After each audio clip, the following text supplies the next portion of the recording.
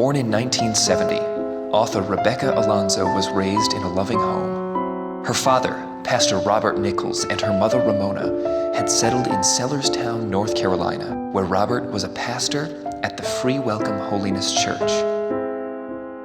Robert was a devoted father, and Ramona a constant source of love and compassion to Rebecca and her younger brother Danny. Yet Rebecca never felt safe as a child. Although she lived next door to the church her father pastored, the devil lived across the street. When Pastor Nichols and his family arrived in Sellerstown, they were eagerly welcomed by the small community, except for one man, Mr. Watts, the occupant of Pew Number 7. Wanting to control the church himself, Watts resisted the new pastor every way he could, first with threats, and then with violence.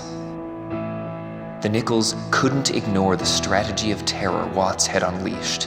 Each attack had become increasingly devastating and violent. The Nichols family stood their ground, but after 5 years of relentless persecution, a man walked into their home armed with 3 guns. 7-year-old Rebecca and 3-year-old Danny hid under the dinner table and watched the nightmare unfold. Their lives would never be the same again. If anyone had cause to harbor hatred and seek personal revenge, it would be Rebecca.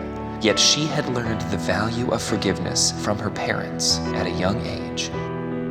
Rebecca's ultimate test came a decade later when she received a phone call from Mr. Watts. He had an almost unbelievable question to ask.